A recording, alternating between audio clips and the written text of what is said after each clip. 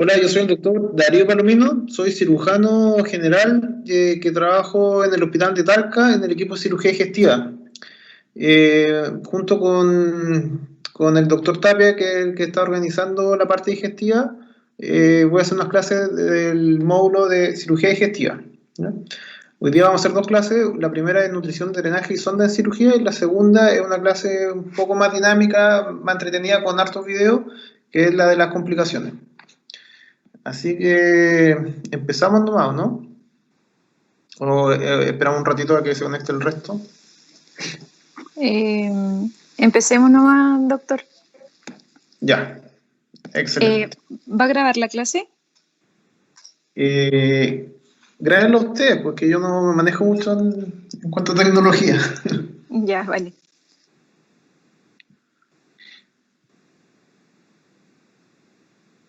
Ya, me corroboraron que están grabando. Ya, excelente. Entonces partimos nomás. Entonces, como les contaba, vamos a hablar de nutrición, drenaje y sonda en cirugía. La idea de esto es hacer una clase introductoria en cuanto a la importancia de la nutrición de los pacientes quirúrgicos y con patología quirúrgica. Y me puede interrumpir en cualquier momento.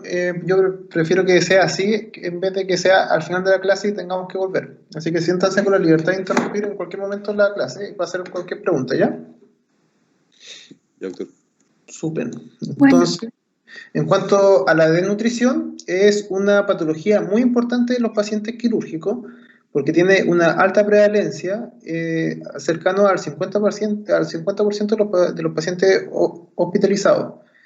Se define, y no es la idea que se aprenda la definición de memoria, pero sí que lo entiendan, que es un estado de desequilibrio entre la ingesta de consumo energético que lleva a cambio en la composición corporal, disminuyendo de forma significativa la masa magra proteica, produciendo impacto en la cicatrización, en la función inmunitaria. Los pacientes se infectan más, en la capacidad de funcionar. Los pacientes dejan de caminar, dejan de poder tener fuerza para ingerir el propio alimento y le empiezan a fallar distintos órganos, entre eso el riñón, el corazón, los pulmones, el hígado, etc. Por lo tanto, es una presión calórico-proteica que se asocia con un aumento de la morbilidad, porque los pacientes se complican más, se aumenta la estadía hospitalaria y aumentan los costos en cuanto a salud. Está dado por distintas causas, porque los pacientes comen menos por periodo prolongado, enfermedades crónicas de los pacientes que son susceptibles a que se desnutran, la neoplasia, que es una patología hipermetabólica y que hace que se consuman más calorías de lo que el paciente es capaz de ingerir, intolerancia digestiva y la edad. Son algunas de las causas que produce una desnutrición, ¿ya? ¿Por qué es importante en cirugía esto? Bueno, porque se ha visto que la nutrición es un factor muy importante en cuanto a la morbilidad y mortalidad de los pacientes.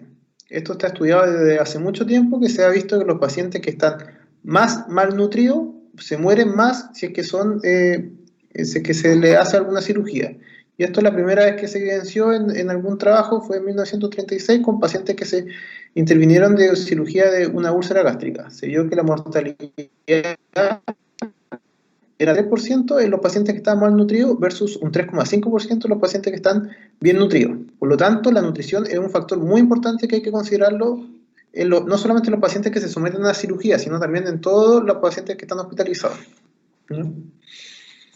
¿Por qué es tan importante esto? Bueno, porque la desnutrición causa dehiscencia de la anastomosis. La dehiscencia de la anastomosis es cuando uno une dos partes del intestino, después hace una resección, corta y pega dos partes que inicialmente no estaban unidas y le pasa unos puntos ahí. Y si es que el paciente no está bien nutrido, no va a tener las proteínas ni los requerimientos básicos para que esto cicatrice y sea hermético.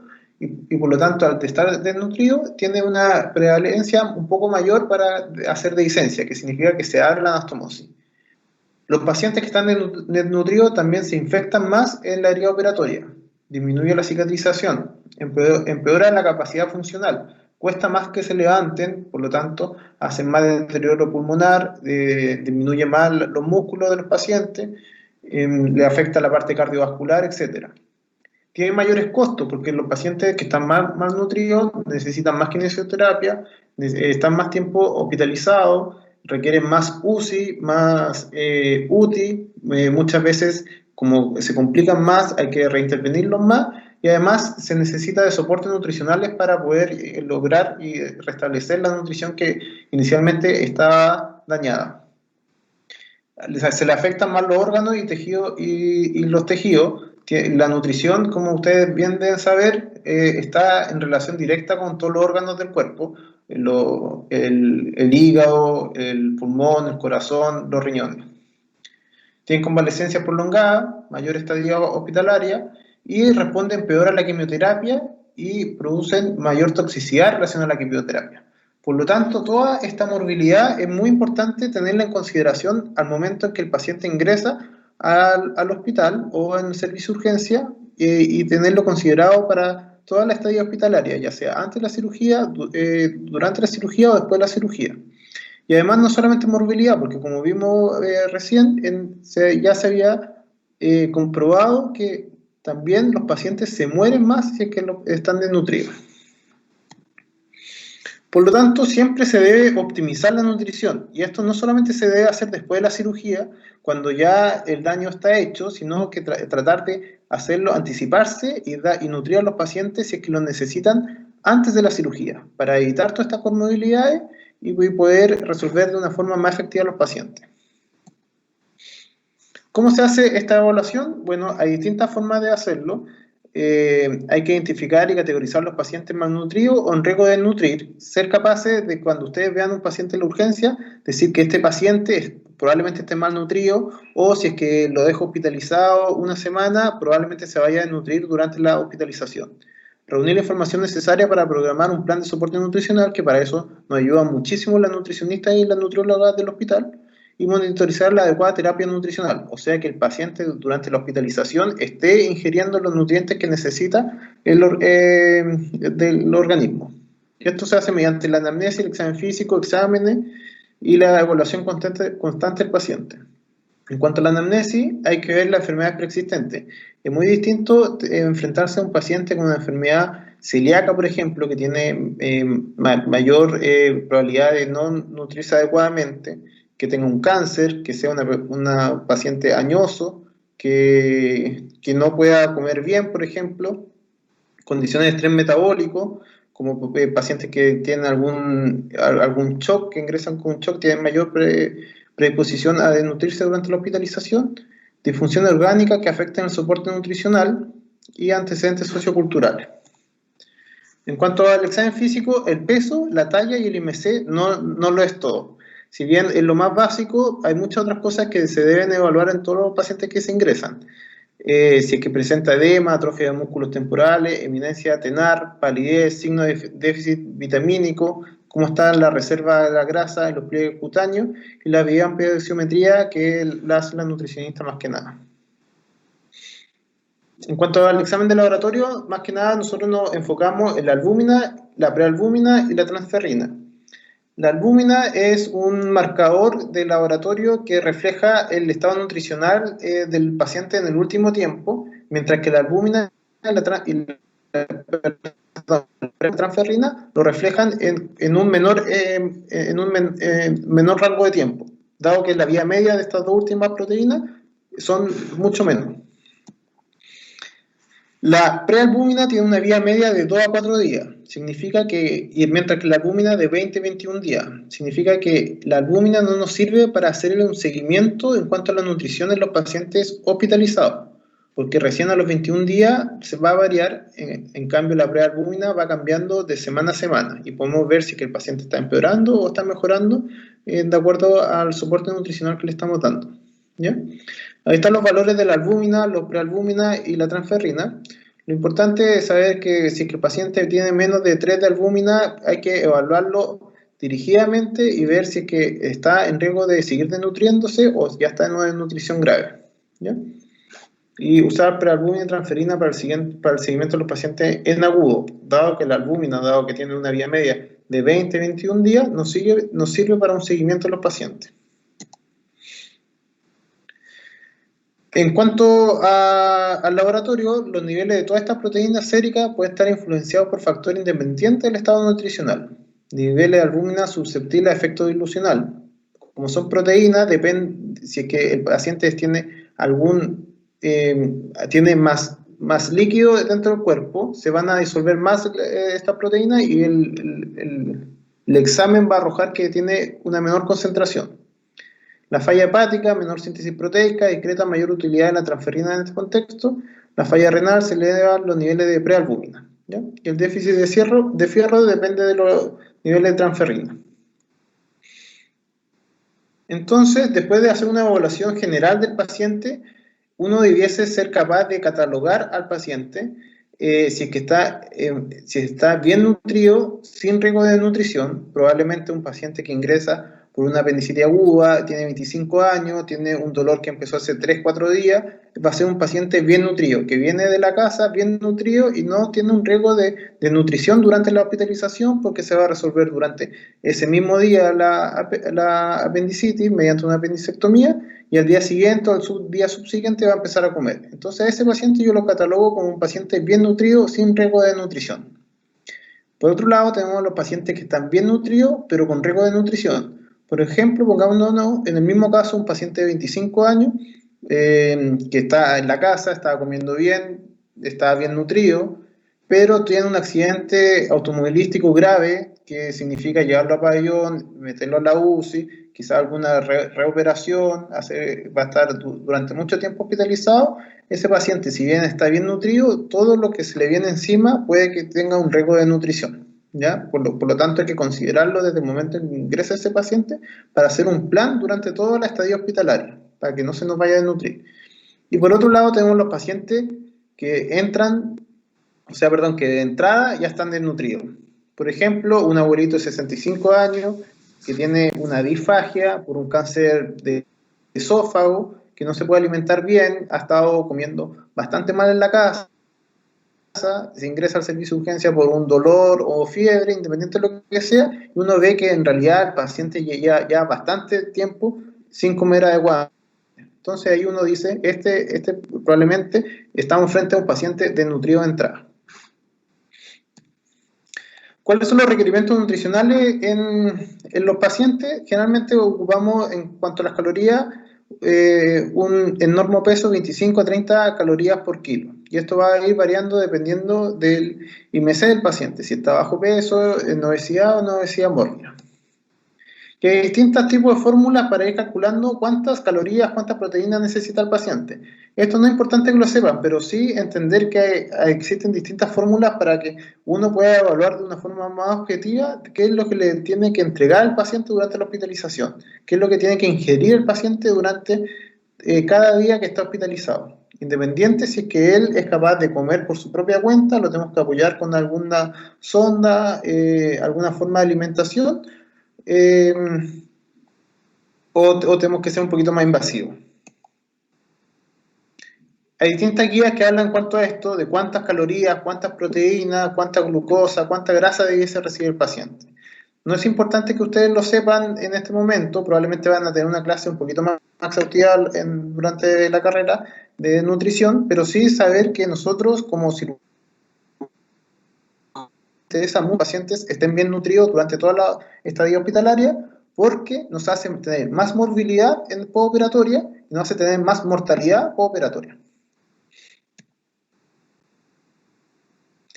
Entonces, el soporte nutricional perioperatorio tiene como objetivo minimizar el balance negativo de proteínas secundaria al ayuno, mantener la función inmunitaria y muscular del paciente, mejorar la recuperación en el postoperatorio y restablecimiento de las funciones. O sea, que el paciente no se vaya a deteriorar por llevarlo a pabellón y someterlo a una cirugía. Pacientes que no puedan restablecer una adecuada ingesta oral conforme a los requerimientos nutricionales dentro de los primeros 5 o 7 días del postoperatorio merecen algún tipo de soporte nutricional. Esto que está en rojo es muy importante. Es probablemente una de las cosas más importantes que les voy a decir durante la clase. Si es que ustedes ingresan a un paciente en el servicio de urgencia o van a evaluar al paciente mediante una interconsulta o les toca ver a algún paciente en cualquier escenario y ustedes son capaces de proyectar cuánto tiempo el paciente va a estar en ayuno, por ejemplo, un paciente que se opera una apendicitis y lo van a ver al día siguiente y está en régimen cero, probablemente no se vayan a preocupar porque saben que dentro de 2-3 días el paciente se va a lograr nutrir de alguna de las formas. Pero si es que están frente a un paciente oncológico que no tiene buena herramienta para poder nutrirse por sí mismo y que está probablemente está con un delirium o con una demencia, no tiene la fuerza suficiente para poder alimentarse, y ustedes dicen en 5 o 7 días ese paciente no va a estar alimentándose, hay que ser proactivo y muy vivaz con este paciente para apoyarlo desde el inicio y no esperar los 7 días que se cumplan y que el paciente no se esté alimentando para recién darle nutrición. ¿Se entiende esto o no? Sí. ¿Alguna duda de esto? Porque es muy importante. Yo tengo una duda, pero principalmente sobre la prealbúmina, que esta es un examen que se tiene que pedir aparte, como especificar que uno lo quiere, o ya viene dentro del examen junto con la albúmina y la transferrina. No, son exámenes que se piden independientes. Generalmente en el hospital existen distintas formas de solicitud de exámenes. Solicitud de exámenes de urgencia, que eso entra en un laboratorio distinto, que los exámenes están dentro de 1 hora, 2 horas, dependiendo de la eficacia del laboratorio donde uno trabaje en el servicio de urgencia. Y por otro lado está un segundo laboratorio que gestiona todos los exámenes rutinarios, que así lo llamamos. La albúmina y la prealbúmina nunca se ven en los servicios de urgencia porque son exámenes que hay que ir a ver un poquito más con detalle. A veces los perfiles bioquímicos, que los perfiles bioquímicos es un conjunto de exámenes que suma glucosa, creatinina, algún tiempo de coagulación, algunos electrolitos puede suman la albúmina. Pero eso va a depender del perfil bioquímico que se esté preestablecido dependiendo de ustedes trabajen. Por ejemplo, el perfil bioquímico, no sé, pues de un centro de Santiago, incluye exámenes distintos a un perfil bioquímico de algún centro acá de Talca. Por lo cual usted tiene que conocer bien qué incluye el perfil bioquímico. Y siempre la albúmina puede estar incluida, o como no, pero la prealbúmina y la transferrina y la ferritina se pide de forma independiente. Ya. Y la otra duda que tenía era cuando mencionó los niveles de estrés de los pacientes según el requerimiento, o sea, dividió el requerimiento nutricional según el nivel de estrés de los pacientes. ¿Cómo se puede estratificar eso? Hay como... Hay distintas escalas que hablan de cuánto estrés está teniendo el paciente. Por ejemplo, un politraumatizado es distinto a un paciente que ingresa de forma electiva para operarse de una patología de la vesícula. Un paciente oncológico es distinto a un paciente joven de 20 años. Hay distintas tablas para clasificarlo ahí. No me interesa mucho que ustedes aprendan los números y que sepan cuántas calorías, cuántas proteínas y cuántas debiese recibir un paciente estándar y cómo calcularlo de acuerdo a su peso y su patología, sino más bien que entiendan el concepto que hay que evaluar esto en el momento en que los pacientes ingresan, ser activos en cuanto a la nutrición y no esperar a que se desnutra. Si es que uno logra identificar un paciente con riesgo de nutrición, que a pesar que puede estar bien nutrido, hay que ser activo con esto para que no llegar a la desnutrición. Y es por eso que este mensaje que está en rojo, de que en general nosotros cuando los pacientes no se pueden nutrir al 7º día de una forma adecuada, independiente si es que pueden o no pueden, tiene que ser de una forma adecuada, nosotros lo apoyamos con nutrición. Pero, y yendo un poquito más activo, no es necesario esperar al 7º día, sino que uno puede pensar desde el momento del ingreso si es que este paciente tiene una proyección de estar una semana hospitalizado sin poder nutrirse.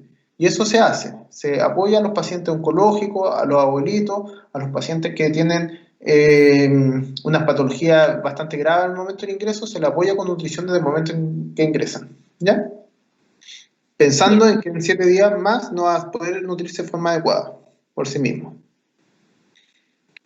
Sigamos entonces. Doctor. Hay distintos tipos de régimen y que estos varían de acuerdo al centro. El régimen hídrico es distinto en un hospital que en una clínica o dentro de los mismos hospitales. Cada centro lo preestablece de acuerdo a qué incluye. En rango general, el régimen Doctor, hídrico... me queda una duda. Dígame. Respecto a lo de la nutrición perioperatoria, ¿qué se considera perioperatorio? ¿Hay un rango de tiempo antes de la cirugía? Perioperatorio es todo, el antes, el durante y el después. Generalmente nosotros no nutrimos a los pacientes durante la cirugía, pero sí los nutrimos antes de la cirugía. No hay un tiempo preestablecido. Hay pacientes que nosotros lo ingresamos con la finalidad de nutrirse para poder aguantar una cirugía en una semana más, 2 semanas más. Generalmente el tiempo máximo que nosotros nos damos es una semana. Si es que el paciente llega desnutrido y lo tenemos que operar de una forma electiva, semi-urgente, por ejemplo, un cáncer, que no va a cambiar mucho si lo operamos un día lunes o un día jueves, pero sí al mes siguiente, le damos una semana de nutrición full, con nutrición parenteral, enteral, que lo vamos a ver de forma inmediata, que esperamos que se nutra, lo evaluamos la semana siguiente con la prealbúmina y lo metemos a pabellón un poquito más nutrido que como llegó antes. Y el perioperatorio no solamente es antes de la cirugía, sino también después de la cirugía. Si es que nosotros pensamos que este paciente tiene riesgo de seguir desnutriéndose, probablemente en la cirugía podemos hacer algunas cosas para asegurar una vía de alimentación eficaz de este paciente. ¿Ya? Ya. Entonces, el hídrico generalmente agua, el líquido es agua y se le suma un té, una jalea, el líquido amplio, galletas con soda. El líquido amplio no está en todos lados. En algunos hospitales como el de Talca se pasa de hídrico líquido a liviano al tiro. El liviano es consistente, blando o papilla, la papilla que se cataloga de una forma distinta y el común es que comida más casera. Y además, cada uno de estos puede ser hiperfosfémico, hiperproteico, diabético, hiposódico. Entonces, eso es lo que nosotros escribimos todos los días en las indicaciones en el rango que dice régimen. Entonces, en cuanto a los escenarios clínicos, vamos a ver dos: las indicaciones de nutrición enteral, parenteral y ostomía, y la realimentación precoz con anastomosis enterales. En cuanto al primero, siempre lo ideal es que el paciente, yendo un poquito más atrás, siempre lo ideal es que el paciente se pueda nutrir por sí mismo. O sea, llevarle un plato de comida y que el paciente se pueda nutrir. Si es que eso no pasa, el paciente no es capaz de nutrirse completamente porque no puede ingerir todo, tiene un vómito, no somos capaces de darle un volumen adecuado con las calorías que necesita, porque tenemos que darle mucho volumen si es que el paciente está perdiendo muchas calorías. Nosotros lo podemos apoyar con nutrición enteral. Esta es el número 1, la nutrición enteral. La nutrición enteral es una nutrición que va por el tracto digestivo, que puede ser mediante una sonda nasogástrica, donde pasa por la nariz, pasa por la faringe, baja por el esófago, llega al estómago y alimentamos directamente mediante una fórmula que llega directamente al estómago. Esto es una nutrición enteral porque llega al tracto digestivo. O una sonda nasoyeyunal que pasa el trakt y llega al intestino delgado. Eso también es una nutrición enteral. O una gastrostomía, que es hacer un orificio en el estómago, abocarlo a la piel y los pacientes se alimentan directamente hacia el estómago sin necesidad de ingerir la comida o que pase a través de esta parte más alta. O una yeyunostomía. Todas estas son las opciones que los pacientes tienen para alimentarse de forma enteral. Lo más frecuente por lejos es la sonda nasogástrica. ¿Ya? ¿En quién está indicada? En pacientes que no cumplen el aporte al menos de un 70% de las nutricionales por boca. Y esas son todas las opciones. ¿Cuándo se ocupa? Pues, entonces, esto es un algoritmo bastante útil, bien básico, para que ustedes puedan enfrentarse a un paciente que necesita nutrición y puedan ver cuál de todos los tipos de nutrición yo le voy a ofrecer. El paciente puede usarse el tracto gastrointestinal, o sea, se puede usar una sonda que llega al estómago, al intestino, o no se puede ocupar. Por ejemplo, porque el paciente tiene una perforación, tiene una pancreatitis muy severa en donde no se puede ocupar la sonda nasogástrica, tiene una yeyunostomía. Entonces, si es que no se puede ocupar, le ocupamos la nutrición parenteral, que la vamos a ver enseguida, pero es que no se ocupa el tracto gastrointestinal, sino que se ocupa alguna vena, alguna arteria, y esa es la nutrición, va directamente ahí. Si se puede ocupar, es lo ideal siempre. Entonces, si se puede ocupar el tracto gastrointestinal, le vamos a dar nutrición enteral. la nutrición enteral va a ir por una sonda, tiene por sonda por más de 6 semanas. Si es que no la va a ocupar por más de 6 semanas, le ponemos una sonda nasoentérica, que eso es generalmente una sonda nasogástrica. Si nosotros creemos que esta sonda nasogástrica la vamos a ocupar por más de 6 semanas, debiésemos hacer una ostomía, que puede ser una gastrostomía o una yeyunostomía. ¿Tiene riesgo de aspiración el paciente? No, lo podemos, entonces de la sonda nasogástrica podemos usar, de la sonda nasoentérica podemos usar una sonda nasogástrica. Si tiene riesgo de aspiración pulmonar, la sonda nasoentérica debiese ser nasoyeyunal. Mientras que la ostomía, si el paciente tiene un riesgo de aspiración, debiésemos ocupar una yeyunostomía, y si no tiene riesgo de aspiración, debiésemos ocupar una gastrostomía. ¿Ya? Entonces aquí uno lo cataloga al paciente qué tipo de nutrición enteral debiese recibir este paciente. ¿Cuáles son las ventajas de la nutrición enteral frente a la parenteral? Es más fisiológica porque el alimento llega directamente al tracto gastrointestinal, es más barata, tiene menos complicaciones, mantiene las funciones de la barrera intestinal, disminuye las infecciones, estimula la hemoglobulina A, la motilidad intestinal. ¿Cuáles son las complicaciones de estas? Producen desajuste electrolítico, aumentan un poquito la glicemia, intolerancia gástrica, distensión abdominal, como los pacientes reciben directamente el alimento ahí, es lo mismo que lo ingirieran, por lo cual pueden distenderse un poquito, pueden producir aspiración pulmonar y erosión en nasofaringe producto del uso de la sonda. ¿Se entiende entonces cuál es la nutrición enteral? ¿Sí? ¿Dudas? Súper. Entonces, la segunda alternativa, si es que el paciente no puede recibir nutrición enteral, por ejemplo, el paciente séptico, el paciente que tiene una perforación gástrica, un paciente que tiene un hilo postoperatorio, que lo vamos a ver en la siguiente clase, que reciba nutrición parenteral para hacer descansar al tracto gastrointestinal. Y la nutrición parenteral, la gracia que tiene es que no va por el tracto gastrointestinal, sino que va por una vena. Y esta puede ser periférica, si es que va por alguna vena de los brazos, o central, si es que va mediante un catéter venoso central. Obviamente la periférica es menos invasiva, se ocupa en los pacientes que requieren menos tiempo en la nutrición, más o menos una semana. En cambio, el catéter venoso central puede estar pasando 21 días, un mes, la alimentación a través del catéter.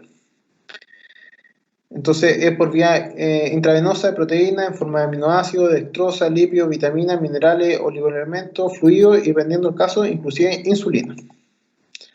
Considerar la vía parenteral cuando la vía enteral está contraindicada. ¿En qué casos son? Obstrucción intestinal. Si el paciente tiene una obstrucción intestinal, yo no le puedo dar alimento a través del tracto gastrointestinal porque en algún momento va a llegar ese alimento al lugar de la obstrucción y se va a perpetuar la obstrucción intestinal. Fístulas múltiples de alto débito, porque se va a perder toda la nutrición por ahí. Se va a salir la nutrición y no va a ser eficaz. Isquemia intestinal. Shock grave con compromiso de la circulación esplénica y sepsis severa. En estos pacientes no se puede ocupar la vía enteral, por lo cual está indicada la nutrición parenteral a través de una vena. Los tipos de acceso, como les dije, puede ser central, si es que es por un catéter venoso central, y que se pueden ir con soluciones más concentradas, y se considera, si el catéter con múltiples puertos, un puerto exclusivo de alimentación para un puerto exclusivo para la administración de la nutrición, y el catéter que tiene 3 entradas, los otros 2 se le deja para fluido, para antibióticos, pero ocupar uno solamente para la nutrición y no ir cambiando por el riesgo de infección. Y si la nutrición parenteral a largo plazo, hay distintos tipos de catéteres que se pueden poner que duran más que 30 días. Y el periférico aguanta menos concentración, se ocupa generalmente por 7-10 días y cuando no se quiere instalar este catéter venoso central. La nutrición parenteral se tiene que monitorizar inicialmente con controles de electrolítico diario, hemoglucotest espacial. Esto después, a medida que los pacientes recibiéndolo, no es necesario que se hagan exámenes diarios, sino que se pueden prolongar un poquito. Y si la respuesta es adecuada, cicatrización apropiada, hidratación conservada, represión de proteínas viscerales. Y si sobre alimentación, resistencia a la insulina, hipertrigliceridemia, hipercamia, transaminasa elevada. ¿Ya? ¿Cuáles son las complicaciones de la nutrición parenteral? Desbalance hidroelectrolítico de nuevo, aumento de las pruebas hepáticas, esteatosis hepática, infección en los catéteres, candidiasis sistémica porque es mucho más invasiva que la nutrición enteral, atrofia intestinal porque se deja ocupar el intestino, la nutrición va directamente a los vasos sanguíneos y el intestino queda como apagado durante todo ese periodo porque no hay una motilidad.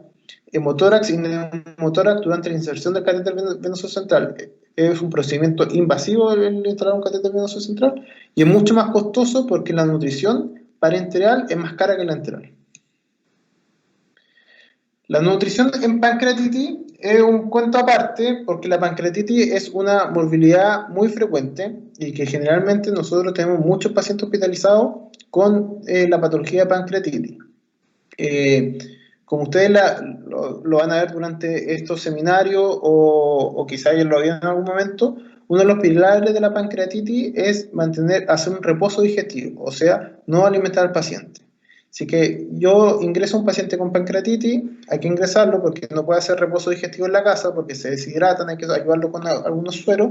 Así que yo pienso que el paciente no se va a poder nutrir en 7-10 días, hay que empezar con nutrición antes de que llegara al 7º día, ¿no es cierto? Como lo hablamos previamente.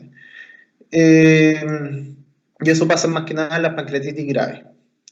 Si es que el paciente que ingresa con pancreatitis, por ejemplo, alguno de ustedes, después del 18 de septiembre puede ser, que llega con una pancreatitis, nadie va a pensar que va a pasar 7-10 días en donde no se puedan alimentar, sino que se van a poder ser capaces de alimentar en 48-72 horas. Entonces nadie, estaría bien no pensar que necesiten una nutrición de apoyo durante la estadía hospitalaria.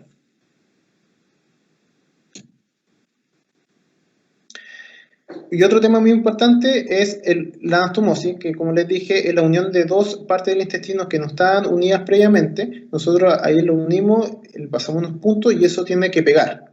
Generalmente es el tiempo en que pega esta anastomosis de día a día. Y para que uno los requerimientos de que pegue, aparte que no haya una infección, que no esté tensado, que esté bien hecha la anastomosis, es que el paciente esté bien. Generalmente, antiguamente se decía que si un paciente tenía una anastomosis intestinal, no había que dar nada por boca hasta que esto pegara.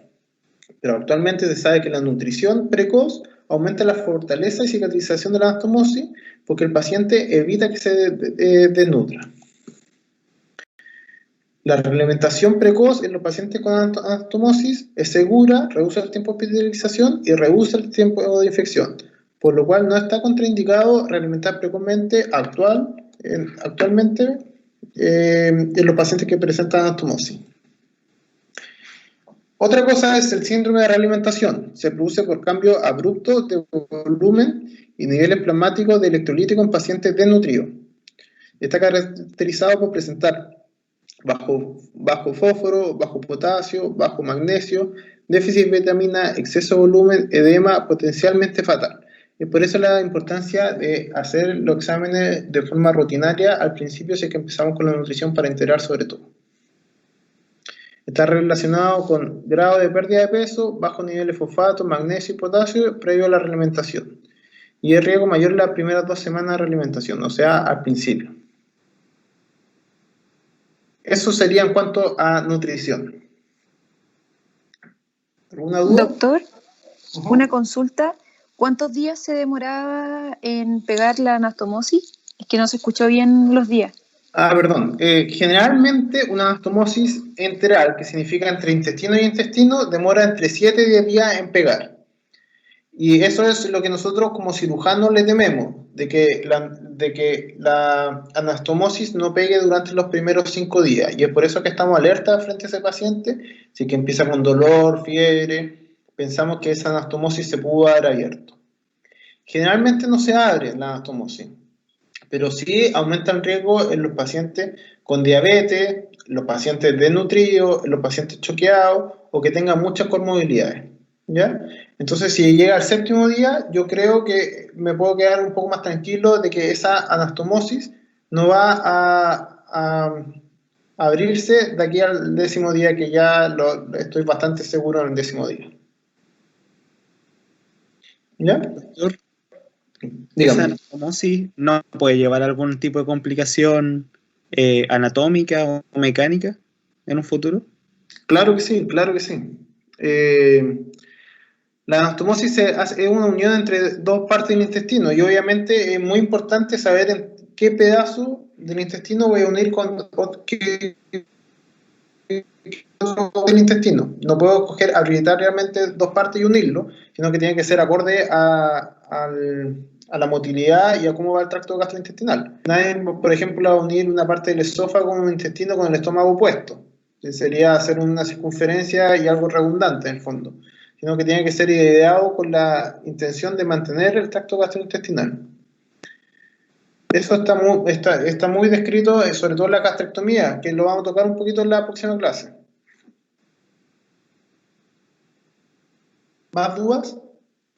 Doctor, yo tengo una duda respecto a la nutrición en pancreatitis. ¿Ya? Porque, por ejemplo, mencionó que yo en subentendí que cuando es una transgresión alimentaria es menos el tiempo que tiene que estar en régimen cero. ¿Depende de la causa de la pancreatitis que yo tengo que nutrirlo o no nutrirlo según corresponda? No. La pancreatitis por sí no depende de la causa, ya sea por alcohol, por trauma, variación anatómica, por coleoculitiasis, por medicamentos, no importa. La causa, siempre la pancreatitis se trata de la misma forma, que es reposo alimentario, hidratación, analgesia. Esos son los tres pilares de la pancreatitis. Yo les mencioné uno solamente, que tiene relación a esta clase, que es el reposo alimentario. Independiente entonces de la causa que provocó al paciente que tenga una pancreatitis, el hecho de tener una pancreatitis hay que darle reposo alimentario, cosa de que no le llegue estímulos al páncreas. Y para eso generalmente nosotros dejamos a los pacientes en régimen cero. Generalmente la mayoría de las pancreatitis son pancreatitis leves, dejando al paciente en régimen cero en 3-4 días, retomamos la alimentación por la boca, y el paciente haciendo una nutrición escalada, empezando con régimen hídrico, después líquido, después liviano, el paciente anda bien. En algunos casos, que son la minoría, los pacientes con pancreatitis son pancreatitis severa, que esos pacientes nosotros estimamos que en el 7º día el paciente no va a estar bien nutrido. Entonces, como les dije, siempre preferimos la nutrición enteral. En ese paciente tiene indicación de ponerle una sonda nasoyeyunal, o sea que la punta de la sonda esté distal al alimentar. Muchas veces esto es difícil por todo lo que está relacionado con la instalación de la sonda, que tiene que haber pabellón, tiene que haber un endoscopista, el paciente tiene que estar en condiciones para llevárselo a pabellón para ponerle la sonda, y muchas veces se prefiere dejar al paciente con nutrición parenteral en espera de instalar una sonda nasoyeyunal. ¿Ya? Pero uno de los pilares de la pancreatitis es el reposo digestivo independiente de la causa que produce la pancreatitis. Ah, ya, perfecto, muchas gracias. Ya, sigamos entonces con lo último de la clase, que es la parte de la sonda y los drenajes. Esto quizás muchos de ustedes lo conocen, pero para hablarlo un poco, la sonda nasogástrica, como bien dice su nombre, es nasogástrica, que entra por la nariz y llega hasta el estómago. Muchas veces en pabellón, cuando nosotros estamos operando y necesitamos descomprimir el estómago, le pedimos al anestesista que le ponga una sonda al paciente para descomprimirlo, porque le aspira y le saca todo el aire que está insuflando el estómago. Los anestesistas generalmente en pabellón, si es que nosotros no le pedimos que el paciente salga con sonda una vez terminada la cirugía, le ponen orogástrica, lo ponen a través de la boca. ¿Para qué sirve la sonda nasogástrica? Es para comprimir el estómago postoperatorio. Por ejemplo, si es que nosotros manipulamos mucho el intestino, no queremos hacer un hilio, lo podemos poner una sonda para descomprimirlo, para que el estómago no acumule mucho líquido. Manejo la obstrucción intestinal. Uno de los manejos, el hilio postoperatorio, es muy útil el uso de la sonda nasogástrica. Y además sirve mucho como una vía de alimentación enteral. De hecho, es la más frecuente. La sonda nasoyeyunal, también aquí está puesta por la boca, está mal el dibujo, pero la sonda nasoyeyunal entra por la nariz, por la faringe, pasa al estómago, pasa al píloro, pasa el duodeno y llega hasta el yeyuno. Y esta es una vía de alimentación también enteral, en donde generalmente se ocupa para la pancreatitis moderada grave, que uno estime que el paciente no va a ser capaz de alimentarse por su cuenta dentro de los próximos 7 días. O en los pacientes después de una gastrectomía total, como no tenemos estómago, porque se lo sacamos, le instalamos una sonda nasoyeyunal mientras hacemos todo el postoperatorio del paciente. En cuanto a los drenajes, el objetivo de los drenajes en cirugía es eliminar la acumulación de los líquidos que quedan dentro de la cavidad abdominal más que nada, prevenir la formación de seroma, hematoma, reducir la contaminación de la herida. Muchas veces ocupamos los drenajes como un testigo para saber qué está pasando dentro del abdomen. Como no somos capaces de mirar dentro del abdomen, le dejamos un testigo, un drenaje para ver qué es lo que sale. Si es que sale bilis, si es que sale sangre, si es que sale contenido intestinal. Por ejemplo, si es que yo hice una anastomosis y no estoy seguro si es que vaya a pegar, porque un paciente con alto riesgo, tiene diabetes, es una persona añosa con muchas comorbilidades, está malnutrido, yo le puedo dejar un drenaje al lado de la anastomosis para saber si es que dentro de esos primeros 5 o 7 días sale contenido intestinal a través del drenaje. O también puede servir para identificar una fístula pancreática en el postoperatorio dependiendo de la cirugía que estamos haciendo. Y además, el último objetivo de los drenajes es que sirve como profilaxis de fuga de los conductos secretorios. ¿Qué tipo de drenaje hay? Bueno, el más básico de todos, el más antiguo, es el Penrose, que es lo mismo que cortarle en un guante estéril, por supuesto, la punta de un dedo e introducirlo. Y con eso se evita que la herida cierre. Generalmente se ocupa mucho en los abscesos. Antiguamente, más que ahora, se ocupaba mucho más. Y se deja ahí, cosa de que la herida no vaya a cerrar y sí siga secretando todo el contenido que pueda secretar ese absceso ya drenado. El drenaje Jackson-Pratt, que lo ocupamos mucho en el hospital en cirugía abdominales, que va conectado a una perita y es un drenaje aspirativo activo. El drenaje de la sonda T o drenaje Kerr, que se llama antiguamente, que es un drenaje siliconado en donde se ponen las dos partes de la T en la vía biliar y la parte larga, que es esta, se saca se exterioriza del paciente, cosa de lograr un drenaje de la vía biliar adecuado en caso de que el paciente tenga alguna oclusión a distal.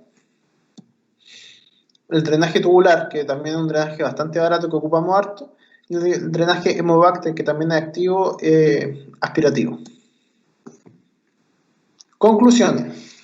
La nutrición juega un papel crucial en la morbilidad y complicaciones del paciente quirúrgico. Es muy importante considerar la nutrición en los pacientes que se vayan a someter a la cirugía. Los pacientes malnutridos se complican más, se mueren más. Eso que hay que tratar de evitar que se siempre evaluar el estado nutricional de los pacientes al momento del ingreso y reevaluarlo durante la hospitalización.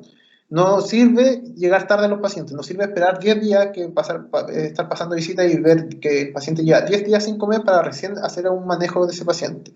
Si es que uno es capaz de proyectarse en el futuro, de decir este paciente en 17 días no va a estar bien nutriéndose, es mejor apoyarlo desde el principio para evitar la desnutrición. Optimizar la nutrición y diferir la cirugía si esto lo permite en caso necesario. Es tan importante la nutrición en la cirugía que muchas veces diferimos la cirugía. Decidimos no operar a ese paciente si es que se puede diferir. Por ejemplo, el paciente tiene un cáncer gástrico y está desnutrido, nosotros preferimos no operarlo, nutrir a ese paciente, esperar una semana, nutrirlo bien y llevarlo a cirugía en mejores condiciones para que toda esta anastomosis que nosotros hacemos en la cirugía gástrica peguen adecuadamente. Obviamente esto no se puede hacer en los pacientes con patología quirúrgica aguda, por ejemplo una apendicitis, una perforación. Yo no puedo diferir al paciente una semana con la finalidad de nutrirlo. Estar atento ante la necesidad del apoyo nutricional de los pacientes, preferir siempre la nutrición enteral ante la parenteral siempre que se pueda, uso juicioso y adecuado de los drenajes y cuidado postoperatorio de los drenajes. ¿Ya? ¿Alguna duda que tengan?